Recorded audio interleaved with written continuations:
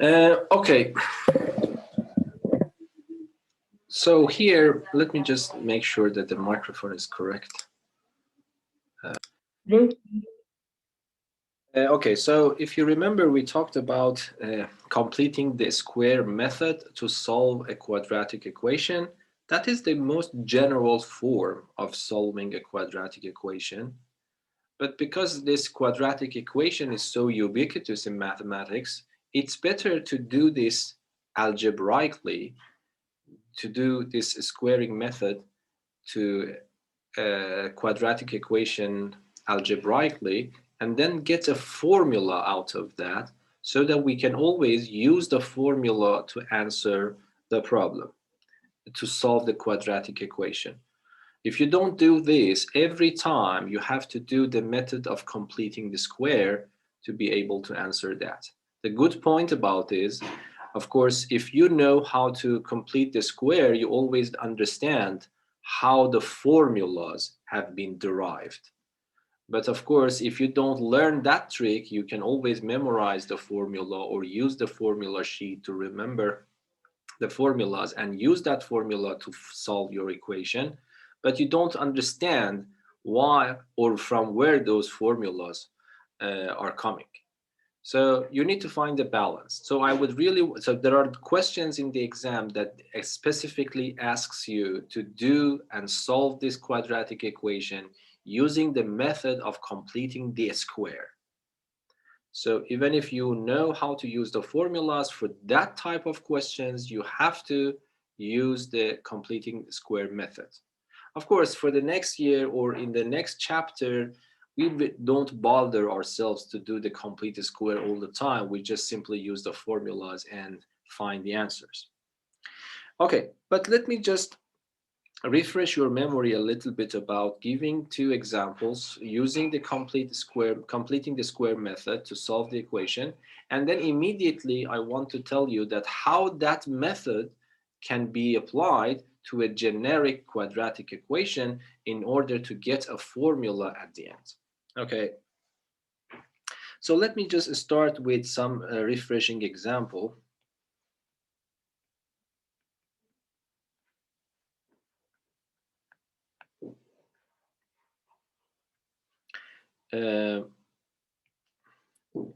Use the method of completing the square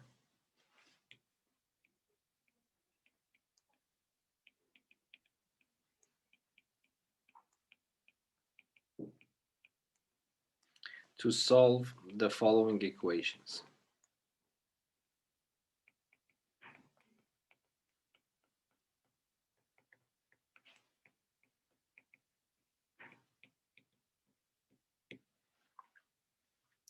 So number one, so let me write this equation.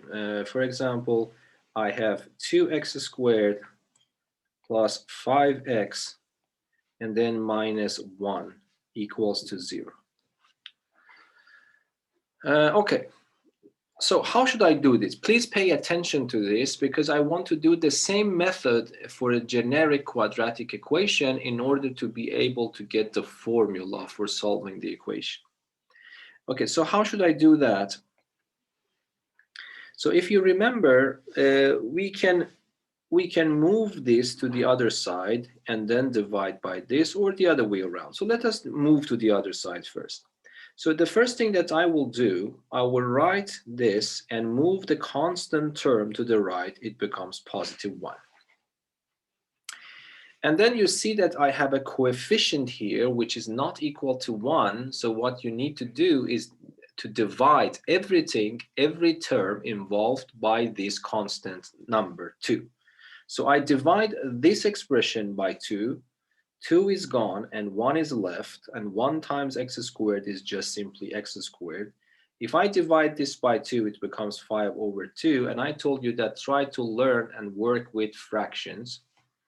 And then here I divide by 2, it becomes 1 over 2. So let us do that. So this becomes x squared plus 5 over 2 x. On the right hand side, I have 1 over 2. Yes? So if you remember, I go to a scratch paper to find the magic number that I need to add to both sides, so that making the left-hand side a complete square. Yes. And if you remember, what I told you is this. Yes.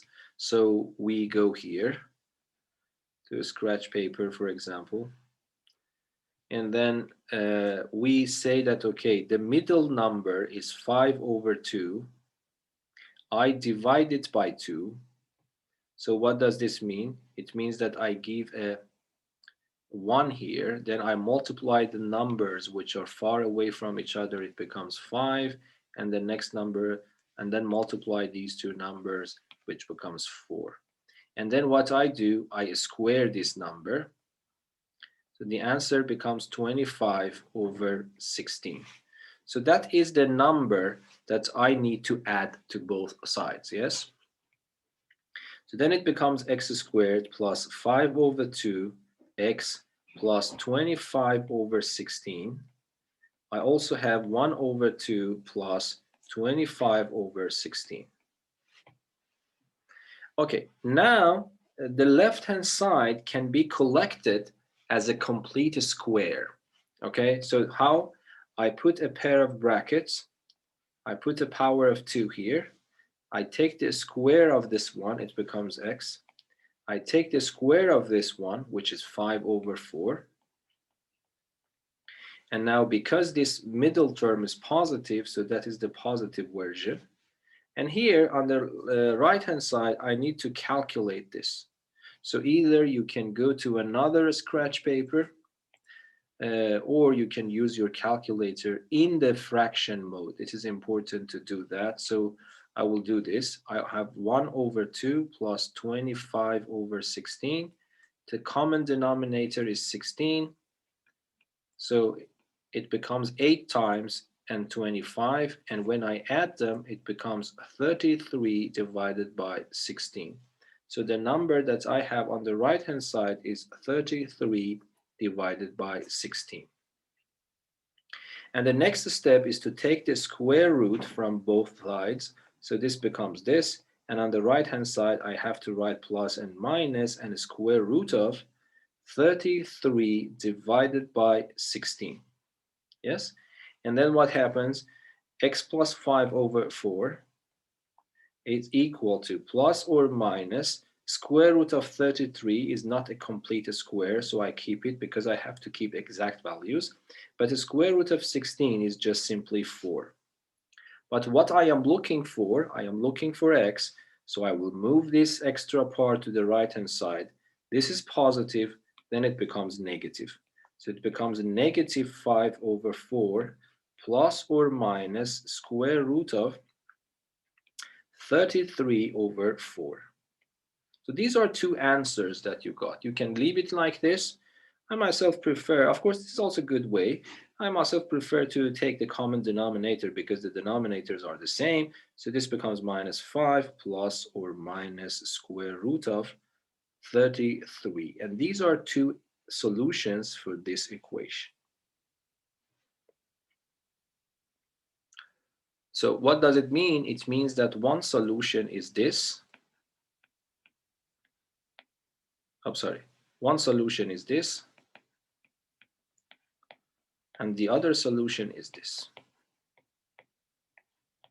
So these are two solutions of this that I can compactly write as one single formula, but you understand that there are two solutions involved. Okay, any questions so far? No. Okay, so actually, this is more or less the same thing. If I want to give you another example, let me also give another example to see that sometimes it is not possible to find the real solution.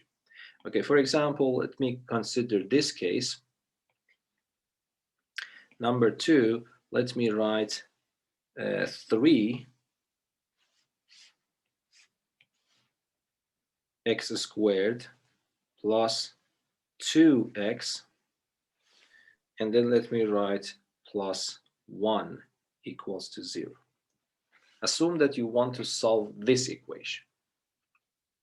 Okay, the first thing that I need to do is, as before, I move this constant term to the right. It is positive here. It goes to a negative value. Then if you remember, the next step is to divide by this coefficient. If this coefficient is 1, this is already done. I don't need to do anything. I go to the next step. But here, because this is not 1, I have to divide by 3 to make the coefficient equal to 1. And this becomes 2/3 x. On the right-hand side, I will have minus 1/3. So again, if you want to, you can go to scratch paper here. Yes. And then what you need to do, you need to take this you need to take this middle number, divide it by 2. I divide this by 2. So how should I do that? I give a denominator 1 to it. Then 1 times 2 is 2. 3 times 2 is 6. It can be simplified as 1/3. And then what I need to do, I need to write 1/3 to power 2, which is 1/9. So the number that I have to add to both sides is 1/9, yes? So what I do is x squared plus 2/3 of x plus 1/9. On the right-hand side, I have minus 1/3 plus 1/9. And then the left-hand side now is a complete square. How should I write it? I put a pair of brackets with the power of 2, take the square root of this one, it becomes x. Take the square of the second one, it becomes 1/3. And because this middle one is positive, that's also positive. But then I can go to another scratch paper, or I don't know, you can just use your calculator to calculate this. So I write minus 1/3 plus 1/9. I take the common denominator to be 9. This is 1, this is minus 3, so it becomes minus 2/9. So then I put minus 2/9. Okay, so far I want to concentrate only on real numbers, real solutions. Unfortunately, your book has also talked about complex numbers, but I will put this at the end. So I'm just changing a little bit about the order. I will cover everything, but in a slightly different order. First, I want you to learn everything about quadratic equation when this is just normal. By normal, I mean that you are working in the set of real numbers. Then when you learn this completely, then we can go to a step forward to talk about complex numbers. But for the time being, what is your solution here? Be careful. I am not allowed to take the square root, because if I take the square root, I have to put plus and minus. Then I have to write the square root of negative 2/9. But I know that this symbol only makes sense for the time being, that under the square root is a positive or at least 0. But minus 2/9 is a negative number. So square root of minus 2/9 so far is not defined. Okay, so here you need to write something.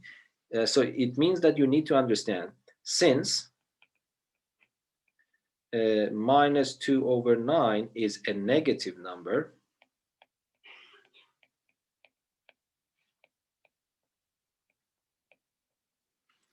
there are no solutions.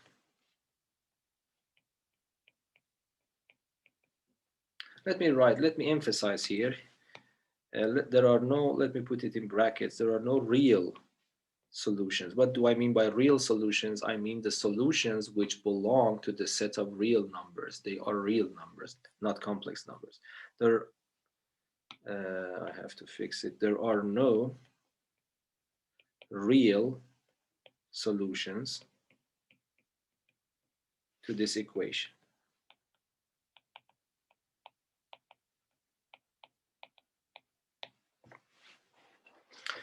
Okay, so this is it. So if the right-hand side becomes negative after all these addings and things, then you need to stop and write. It was not a priori clear. Here, if I give you this and you just write that there are no solutions, it is not acceptable in the exam. You need to do all these calculations, reach to this point and say that, okay, the left-hand side is a power of 2 of a number. Any power of 2 is positive, is non-negative. On the right-hand side, I see that I have a negative number. It is not possible for a non-negative number to be equal to a negative number. And this means that there are no solutions for this x. But every step that I have done so far, you have to do, and then you have to draw this conclusion. Okay. And then we can also solve one more example to see another possibility. So for example, let me write number 3, and I give you this equation: 4x squared plus 4x plus 1 is equal to 0. So for example, you want to solve this equation. What do you think I can do? Do you think that I need to move things around here to solve the problem? You need to move the one. Yes, you can do that. But if you are a little bit more observant, you can immediately realize the pattern. So by the way, let me tell you, this method is completing the square method. Why it's called completing a square? Because if I ask you, is this a polynomial in this form is a complete square, you would say no, it's not a complete square. I have 3 terms, but I do not have 2 complete squares involved. So I need to find a way to make a complete square out of it. I think it's the squaring method. Yes, this is already a squaring method. Exactly. So it's already a squaring method. So why I bother to all go through this process? This is a squaring method. So immediately I can see that I have 3 terms. 2 of them are complete squares. I take the square root of this is 2x. I take the square root of this is 1. I multiply them. I multiply by an extra 2. It becomes 4x. And 4x is exactly the middle term. So this is already a complete square on its own. Yes. So I just collect it.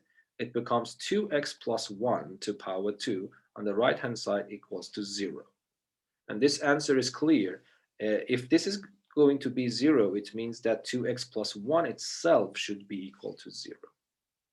And this means that 2x should be equal to minus 1, and then I divide by 2, I get minus a half. You see, I get only one answer. So this is something that I want you to know. These are the 3 types of quadratic equations. It might happen that I have only one single solution for my equation. This is one possibility. And the other possibility is that I may not have any solutions at all. And then other case, I might have 2 different solutions. Okay, now that I refreshed you a little bit, I can go and tackle the main problem. So what is the main problem? I have this quadratic equation now. So I have a quadratic equation, ax squared plus bx plus c equals to 0.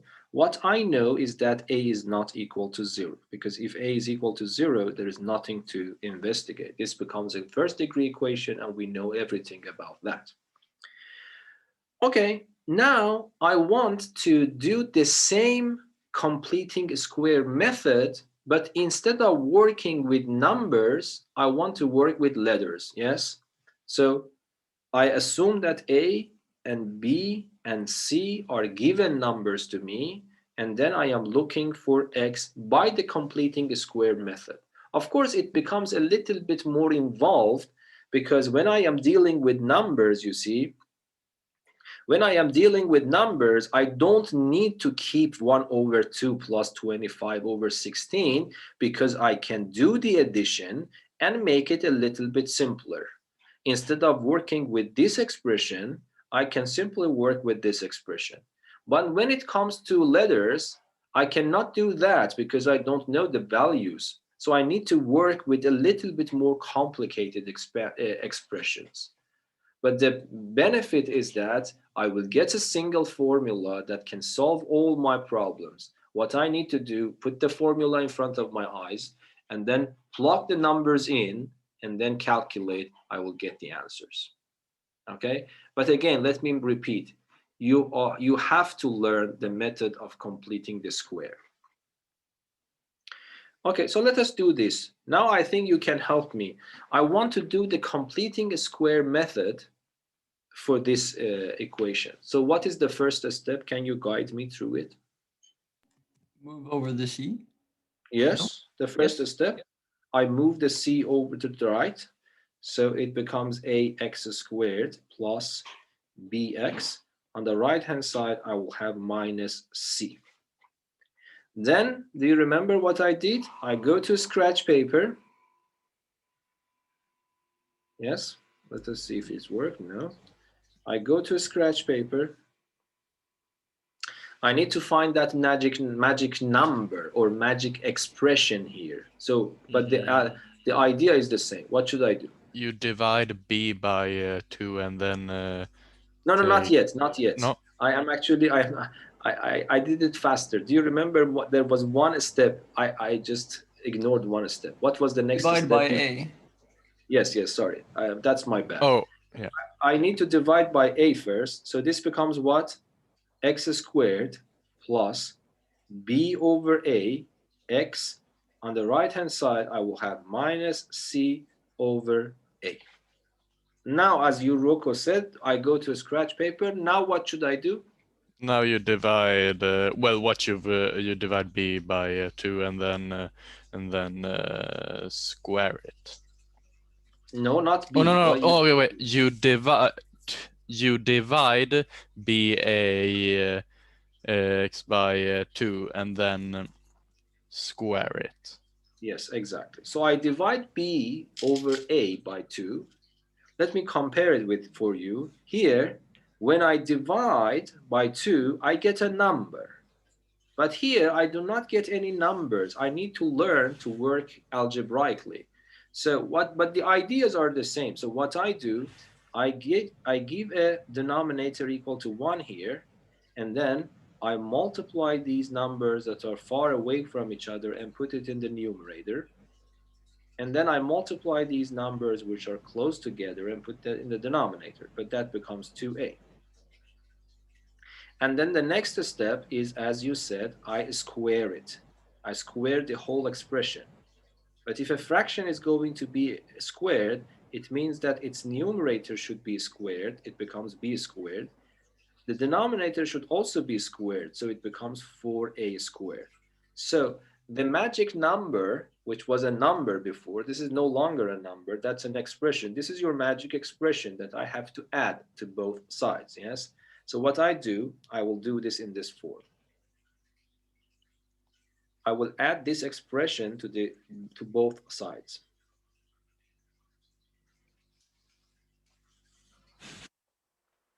On the right-hand side, I also add that. Yeah, please interrupt me if there is something that you don't understand, okay? So you see that I am exactly following the same algorithm, but I need to be a little bit more careful to work algebraically. Okay, now can you see that the left-hand side becomes the square of a binomial of 2 terms? So how should I write this? As before, I take the square root of this one, I write it here. I take the square root of this one. Of course, it is clear. I myself squared this one and I got this. So it means that if I square this one, I will get this. Okay, so I will write b over a here, b over 2a here. And then because the middle term is positive, it becomes positive. Okay, so let me do some double checking here for you. If I have given you this in the previous lesson, that expand this, how should you do? If I expand this, this gives me the first one to the 2 plus 2 times the first one times the second one plus the second one to the 2. But if I simplify this a little bit, it becomes x squared plus this 2 in the numerator and this 2 in the denominator are factors, they can be cancelled out. So b over a and x are left. So this becomes b over ax, and that expression becomes b squared over 4a squared. And if you check this one, this is exactly this expression. So what I have done here is completely correct, and that's a double check for that. But on the right-hand side, the problem is a little bit harder for you at this level, might be, but that is also possible. Can you tell me here? Let me go back and compare. So here you remember when I wanted to add the second part, it was easy for me to take the common denominators and add the numerators. Here it was numbers, and that was at the level of your lesson. It is a little bit above that. Officially, you will study these things in Math 3C, but this is possibly doable for you here. Can you tell me, if I want to subtract these two fractions, what would be the common denominator?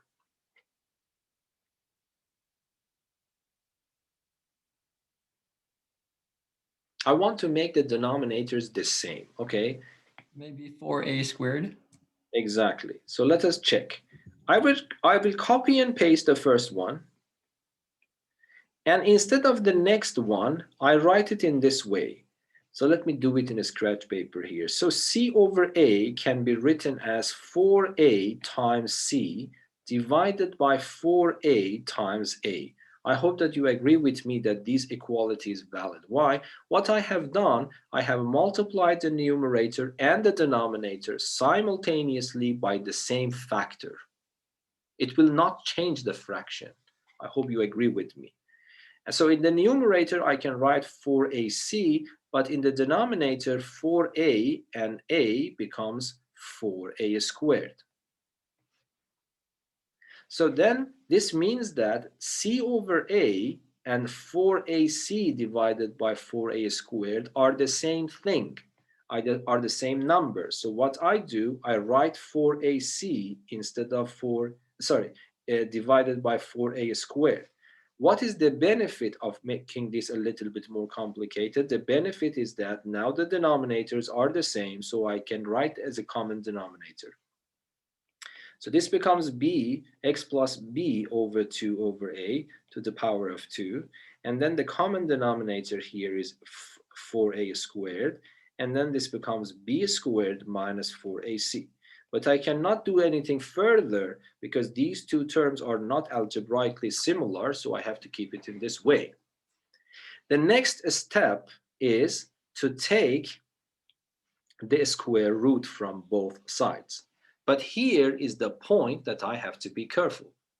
Here, in the previous example, by just looking at the number, I immediately understood that this number is negative, because I just immediately see the number.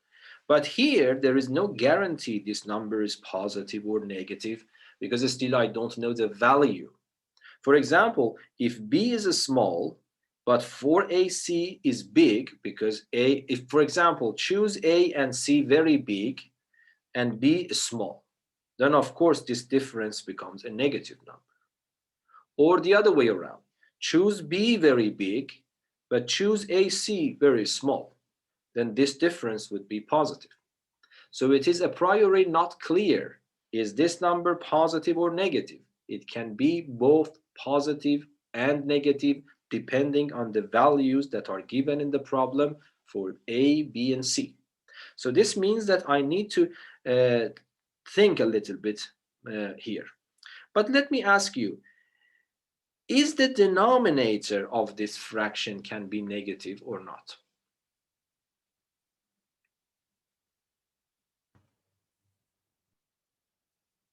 Can the denominator be negative for some value of A? No. Not if we're only using real numbers. No, I'm Oh, working sure. always in real numbers. Forget about complex numbers for the time being. So the answer is no, it is not possible. Because A, even if A is negative, okay, but when I square it, it becomes positive. And when I multiply it by 4, it becomes positive. So it means that the denominator is always positive. So then the sign of the whole expression only depends on this part. If this is positive, then the whole expression is positive. If the numerator is negative, then the whole expression is negative. And if the numerator is equal to 0, then the whole expression becomes equal to 0. So this means that this combination plays a very important role in solving the equation. This is not mentioned in the book, but let me just mention it. This is not something very hard. There is a name for this. People call it delta.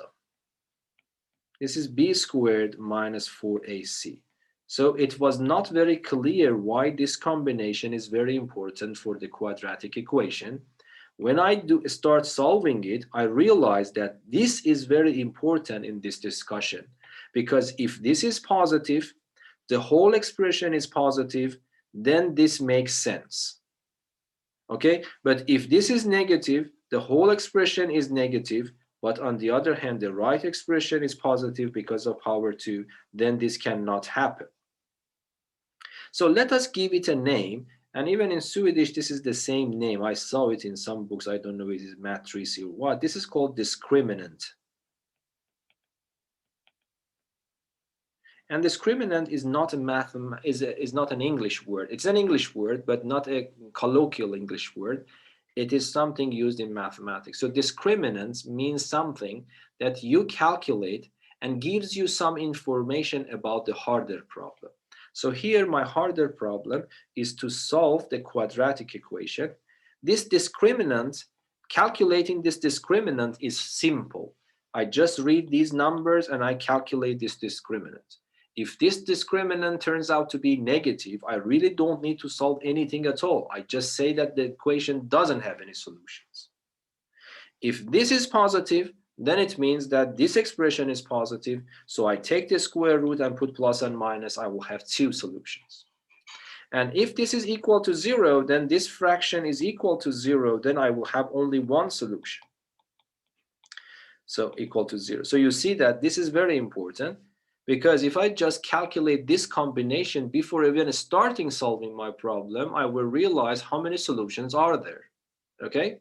So this is called discriminant. Okay? And let me just write it here for you.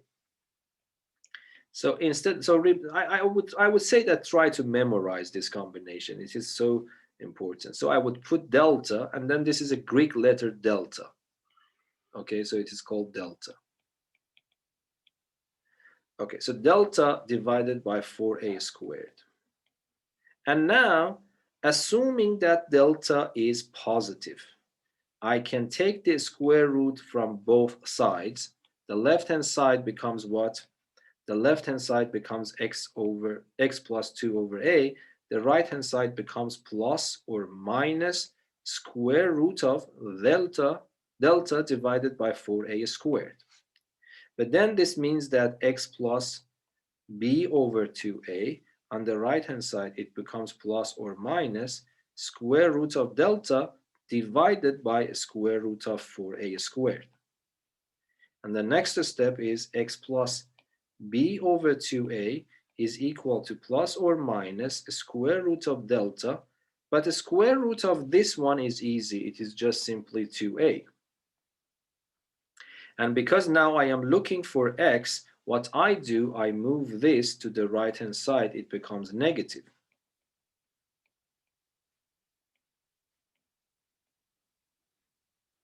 And then the good point is that the denominators are the same, so I can write it as a common denominator. So 2a, then I have minus b, either plus or minus the square root of delta. And if someone asks you what is delta, you would say that delta is this number.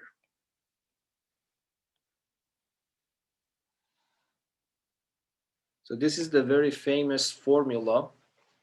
In the formula sheet, you get it in this way.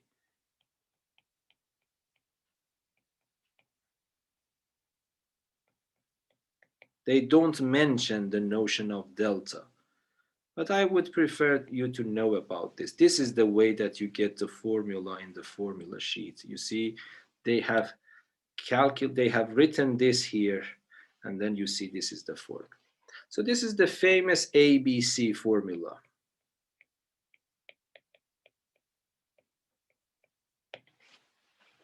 for solving the quadratic equation. Okay, but this is under this condition that delta is positive. If delta is negative, you even don't bother to start the solution. If delta is negative, there are no solutions. There are no real solutions. And what happens if delta is equal to 0? If delta is equal to 0, then the whole expression becomes 0. And this 1 to power 2 is equal to 0, so it means that this expression has to be equal to 0. And then it means that x is equal to minus b over 2a, and that is the only solution in this case. So now you see that if delta is positive, I have two solutions, one with positive sign, the other with negative sign. If delta is negative, there are no solutions at all, no real solutions. And if delta is 0, you get one single answer.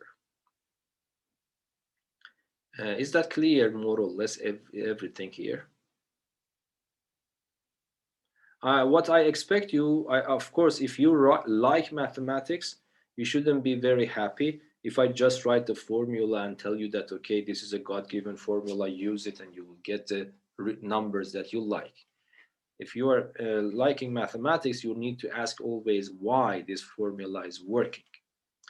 But if you don't know about these things, you can just immediately forget about these things, even though you have to know about the completing square method.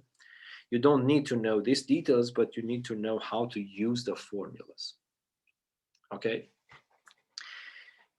So let me write something here for you, and then we can start doing some examples. Okay, so let me tell you what should I do. So to solve,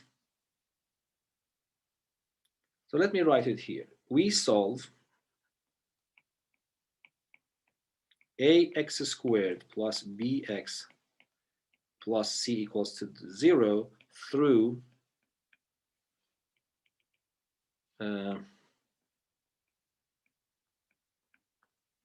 the following steps.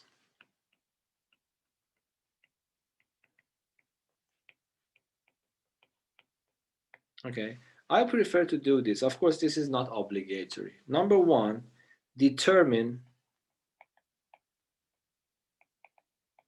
delta with this formula, b squared minus 4ac. So I would say that, okay, then number two, if delta turns out to be a positive number, then you need to either memorize those formulas or read it from the formula sheet and calculate your answers.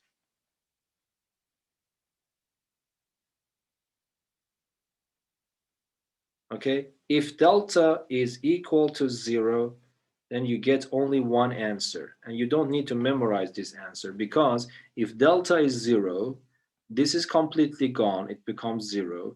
Minus b plus or minus 0 doesn't make any difference, it becomes minus b, and then divided by 2a. And finally, number 3, if this happens, then you don't need to do anything else. This equation doesn't have any real solutions. So this is in summarized form. This is what you need to do if you want to use, if you are not obliged to use the completing the square method, it's better to use this. Of course, if c is equal to 0, this formula always works. But I told you before in the previous lesson, if c is equal to 0, it is better to use factoring method. You remember factor x out and then solve it using the zero product rule. This is easier than using this formula. If you use the formula, it of course gives you the correct answer. And the other case is that b is equal to 0. Do you remember, for example, x squared x squared, for example, minus 4 is equal to 0. Of course, if I want to use this formula for this, it will give me the correct answers, but it is completely easier to move this to the right-hand side and say that x is plus or minus 2 instead of using this fairly complicated formula. So I would say that if C is equal to 0 and B is equal to 0, do the other previous methods that we learned before, but if all of them are here and you are not obliged to use the completing a square method, then it is better to use this. I will talk a little bit about another formula. This formula, for some reason, is absent in Swedish books, but they more or less after a time, they actually decided to put at least the formula in the formula sheet. In Swedish literature, I think PQ formula is known, but there is a weakness in the PQ formula. I will talk a little bit about that later, okay? But trust me on that. PQ formula, because let me just tell you here why PQ formula is a little bit weaker, I would say, because in the PQ formula, you have your equation here. PQ formula only works when this coefficient is equal to 1. Of course, if the coefficient is equal to 1, it doesn't matter if you use the PQ formula or this formula that I told you. But if the coefficient is not equal to 1, first, you have to divide by this number to make this coefficient equal to 1, and then you use the PQ formula. The downside of it is that when you divide by this, most of the times, or sometimes at least, this becomes a fraction which cannot be reduced to a decimal point. So for example, 5/3, I cannot write it as a decimal point. If I do that, that's just an approximation. So it means that I need to work with fractions. But if I want to work with this this equation, then I don't need to work with fractions. And working with fractions, if you insist to keep the exact value, is usually harder than working with integers. So this is why I myself always prefer to use the ABC formula. But of course, I will also teach you the PQ formula to understand if you read the book. Okay, is there any question here? I don't know if this is on topic, but are complex numbers the same thing as imaginary numbers?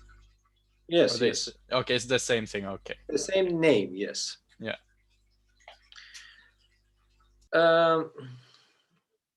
Okay. Of course, imaginary numbers, you can say, yeah, we can talk about pure imaginary, but in principle, when you say imaginary numbers, that is the same as complex numbers.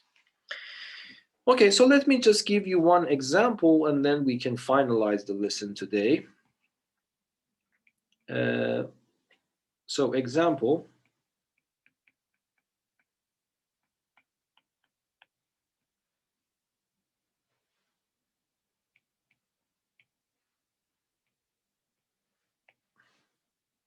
Use ABC formula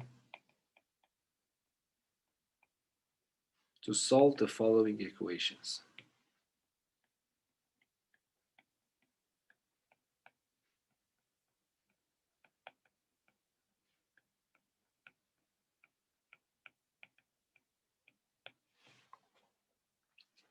Okay, number one,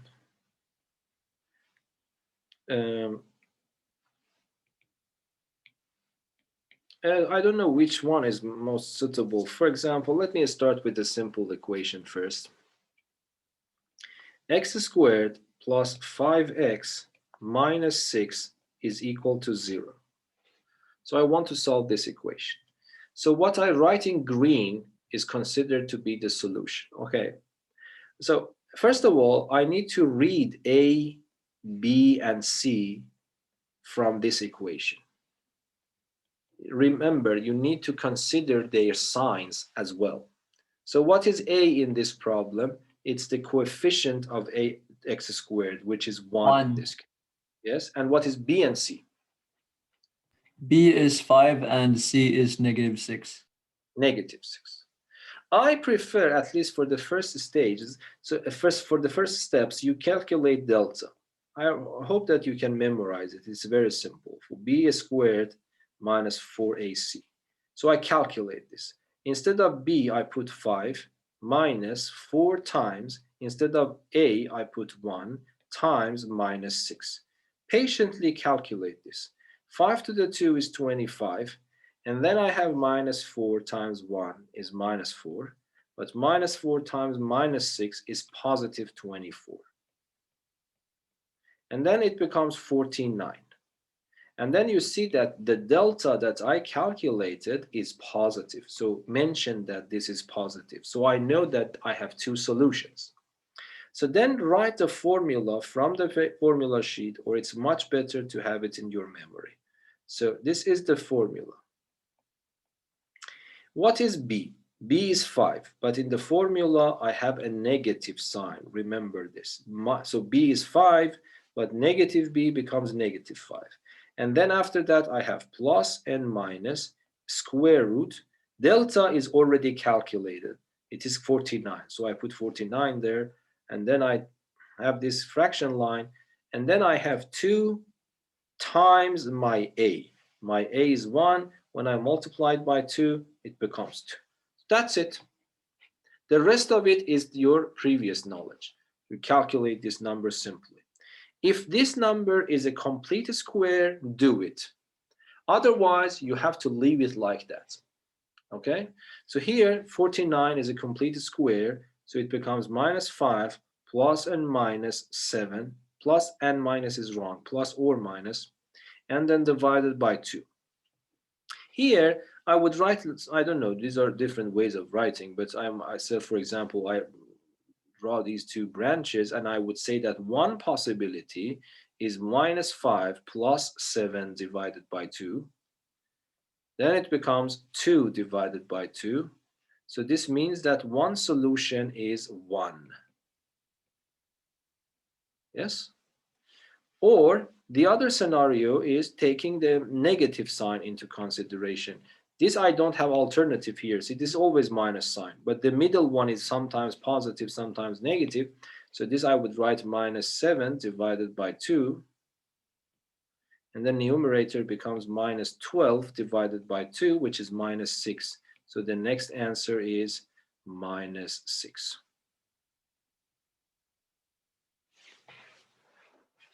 So is that understandable? Yes.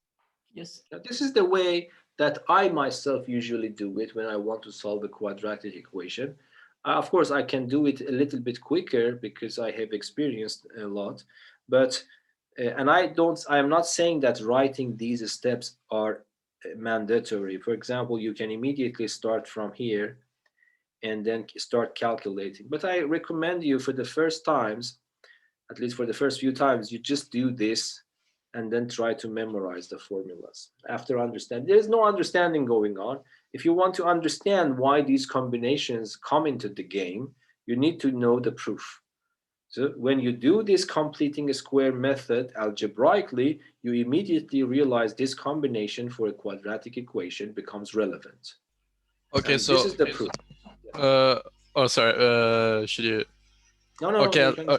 Yeah, so we know there's so this is of course the proof why this squaring pattern method turns into the quadratic equation, but is there a proof for why the completing the square method works for every single quadratic equation?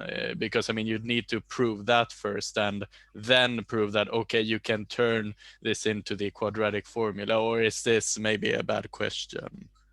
No, but I think we answered that because I started not from a specific quadratic equation. This is the most general quadratic equation that you can imagine.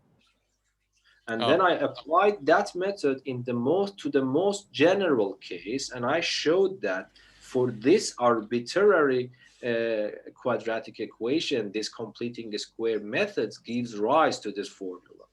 So what we have just showed here is answering that question, of course. Oh, yeah. Oh, okay, yeah, so it does work because you get x on one side and then, yeah, okay. Yeah, I showed that if you have this kind of expression, By doing this, it is always possible to make this x on the left-hand side only. I showed that, you see, there is nothing particular about this. If I ask you what is the most general quadratic equation after being simplified is, you would say this is the most general one. And I showed that this method will work for the most general one. So it means that it always works. Okay, so it only works if there are, or never mind, Yes. never mind. No, yes, it only works if you put it in this form. If this is a scattered, of course, you need to move it to the left and make it like this, but this is also possible. It might happen that I have a complicated expression on the left, another complicated expression on the right. I expand them, simplify them, and then move them to the left-hand side. Then if it is in this form, this method is applicable. Okay. Yeah, so it means that this method is applicable if after all simplifications possible, you can write it in this form. If that is the case, then this is the most general strategy. Of course, for example, if I give you solve this, then if you multiply it, it becomes x cubed plus x is equal to x plus 5. And then if I move this to the right, it becomes this one. Of course, this cannot be solved using the quadratic equation because what is left is a cubic equation.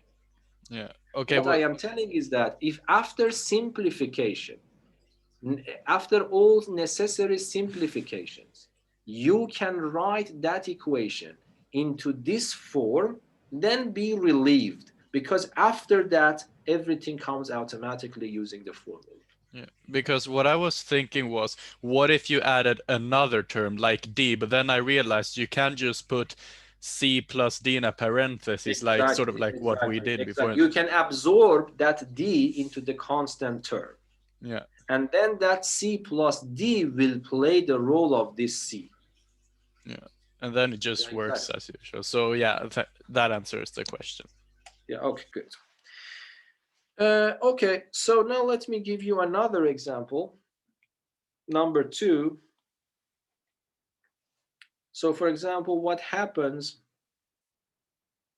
For example, let me go and solve this problem. You see, of course, this problem, even if you give this problem to me, still I prefer to solve it in this simpler way. Yeah, I don't know. Just immediately I can imagine that this is the complete square and I can guess the answer immediately. But assume that you don't guess this. And let me just copy and paste this answer, this equation, and already know the answer should be -1/2. Okay, so let us check. So assume that I give you this equation. And then the first thing, you need to understand what is A. You immediately say A is 4, B is 4, and C is 1. And then what I do, I memorize this formula. And then what I get is 4 to the 2, because B is 4, minus 4 times A times C. But you see, this becomes 16 minus 16, and this is 0. Okay? And then I know that for the 0, 1, you don't, because this formula is not in the formula sheet. This is the only one with delta b squared minus 4ac. But this is easy immediately, because if delta is 0, this is totally 0, and the formula is minus b over 2a. So then this means that since delta is 0, my answer that I am looking for is minus b over 2a. So this becomes minus, what is b? B is 4, 2 times 4. So this becomes minus 4 divided by 8. So this means that the answer is, as before, -1/2. Okay, and let me also solve this one immediately for you to compare. So which one was, there is no solution for this equation. You see, 3x squared plus 2x plus 1. So let me take this one with me. Okay, so copy. I go to the next page. Let me paste it here. Okay, so that's the same thing. But now again, if I want to solve this equation, I will see that A is 3 in this problem, B is 2, and C is 1. So I calculate delta. It's b squared minus 4ac. So this is 2 to the 2 minus 4 times 3 times 1. So this becomes 4 minus 12. This is minus 8, and this is negative. There are no solutions.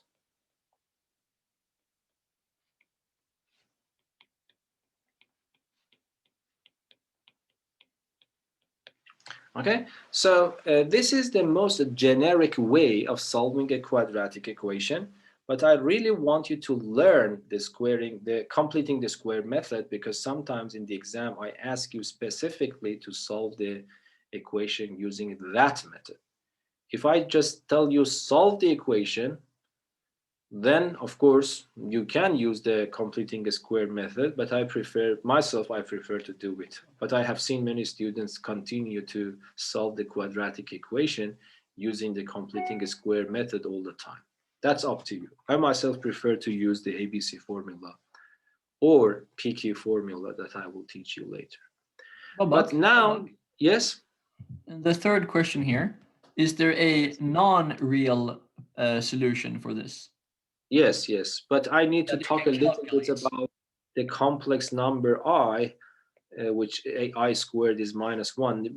We learned that in the world of complex numbers, the square root of -1 is meaningful, but that's very strange when I say meaningful. What I mean, I need to talk a little. I don't think it's a good idea to talk about complex numbers at this stage.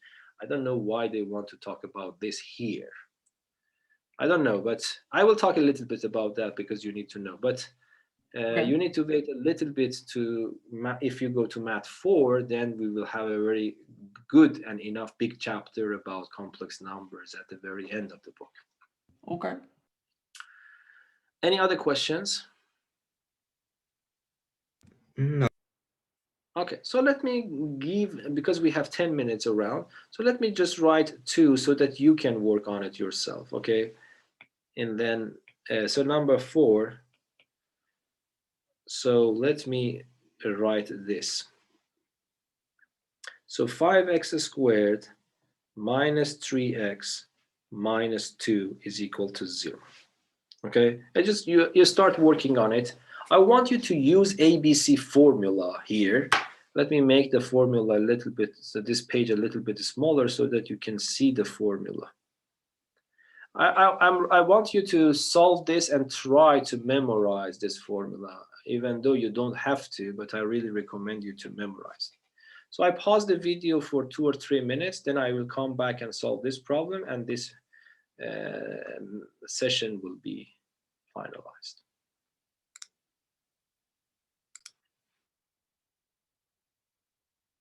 Okay, did you get the answer? Anyone? Yes. Yes. Aaron, did you want to answer? I think Sure. that was you.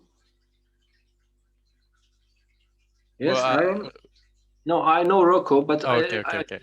someone Should I else wants to answer. Who was he? It was me, Who is you? Aaron. Aaron. So yeah, because I heard you correctly. So yes, I recognize your voice. So Aaron, so what is your answers? What are your answers?